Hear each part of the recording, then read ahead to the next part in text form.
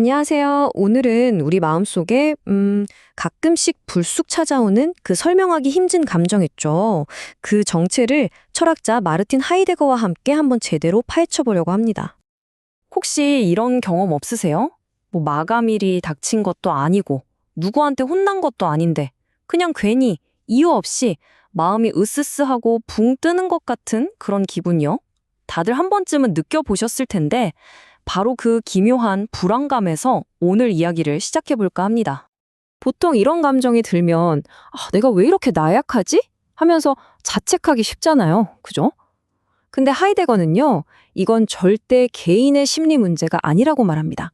오히려 인간 존재의 본질을 드러내는 아주 중요한 일종의 철학적인 신호라는 거죠. 자, 그럼 이걸 이해하기 위해서 먼저 우리의 아주 평범한 일상부터 한번 들여다볼게요. 섹션 1, 바로 자동 주행 모드의 삶입니다. 우리는 사실 대부분의 시간을요, 마치 자동 주행 모드가 켜진 자동차처럼 살아가거든요. 주변에 있는 것들이나 세상이 그냥 내 몸의 일부처럼 자연스럽게 느껴지는 바로 그런 상태죠. 하이데거는 이런 상태에 아주 재밌는 이름을 붙였어요. 바로 손 안에 있음. 독일어로는 주한덴 하이트라고 하는데요. 여기 그림 속 몫을 한번 보세요. 이 사람이 망치질을 할 때, 이 망치는 쇠로 되어 있고 손잡이는 나무네. 이런 생각을 할까요? 전혀 안 하죠. 망치는 그냥 내 손의 연장선일 뿐이고 집을 짓는 행위 그 자체에 녹아들어 있는 겁니다. 이게 바로 완벽한 몰입 상태라는 거죠. 그리고 정말 중요한 건 이 손 안에 있음 상태에서 망치는 절대 혼자 동떨어져 있지 않다는 거예요. 지금 보시는 것처럼 망치는 못을 향하고, 못은 나무를 향하고, 나무는 집을, 그리고 그 집은 결국 사람을 위한 안식처를 향하잖아요. 이렇게 모든 게 촘촘하게 의미로 연결된 거대한 그물망. 하이데거는 바로 이걸 세계라고 불렀습니다. 자, 그런데 이 완벽하고 매끄럽던 몰입의 세계가 영원할까요? 그럴 리가 없죠. 갑자기 모든 것이 와장창 깨지는 순간이 옵니다. 운전하는데 차에서 덜컹 하는 이상한 소리가 들린다거나 멀쩡하던 스마트폰이 갑자기 먹통이 되는 그런 순간들. 바로 우리의 세계에 오류가 발생하는 순간이죠. 아까 그 목수가 이번엔 실수로 자기 손을 쾅 찧었다고 한번 상상해 보세요. 그 순간 망치가 더 이상 내 손의 연장선일까요? 아니죠. 이제 망치는 그냥 무겁고 차가운 쇳덩어리일 뿐입니다. 고통의 원인이자 이걸 어떡하지? 하고 쳐다봐야 하는 아주 낯선 대상이 되어버린 거죠. 하이데거는 이 상태를 눈앞에 있음, 독일어로는 포헬한덴하이트라고 불렀습니다. 이렇게 편안했던 손 안에 있음 상태에서 갑자기 낯선 눈앞에 있음의 상태로 내던져지는 이 경험, 하이데거는 이걸 탈세계화라고 불렀어요. 와, 정말 기가 막힌 이름 아닌가요? 우리가 흔히 말하는 멘붕의 순간을 철학적으로 표현한 거죠. 그 편안하고 익숙했던 의미의 그물망, 즉 세계에서 내가 튕겨져 나가는 겁니다. 자, 이렇게 잘 돌아가던 내 세계가 딱 멈춰섰을 때 우리는 보통 두 가지의 아주 다른 감정을 느끼게 됩니다. 그리고 하이데거는 이 두 감정을 정말 예리하게 구분해내는데요. 드디어 오늘 이야기의 가장 중요한 핵심으로 들어왔습니다. 하이데거가 볼 때 일상적인 두려움과 훨씬 더 깊은 곳에서 오는 막막함은 완전히 다른 거예요.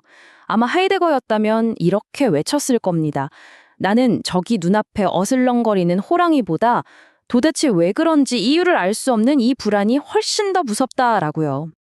이 둘의 차이는 아주 명확해요. 이 표를 한번 보실까요?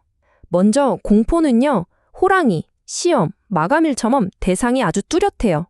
내 세계 안에서 일어나는 문제죠.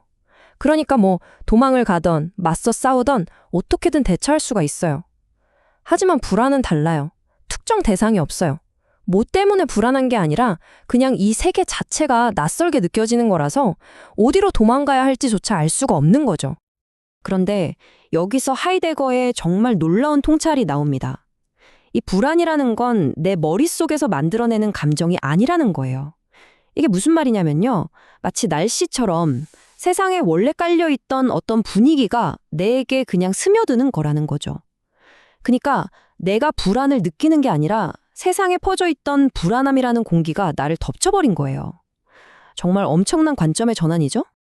아니, 근데 이렇게 불쾌하고 기분 나쁜 감정이 도대체 왜 있는 걸까요? 그냥 없으면 더 좋은 거 아닐까요?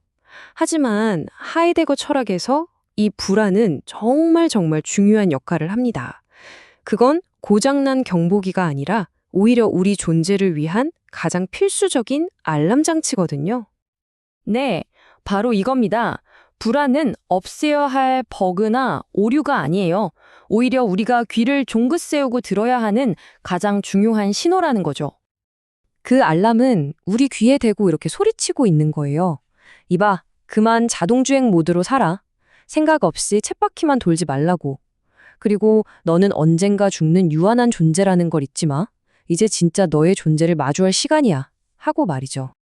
자, 그럼 이제 이 좀 어려운 철학 개념들을 우리 실제 삶으로 한번 가져와 볼게요. 그래서 대체 이런 감정이 찾아왔을 때 우린 뭘 어떻게 해야 하는 걸까요? 하이데거의 관점에서 보면 아주 명확한 행동 지침이 나와요.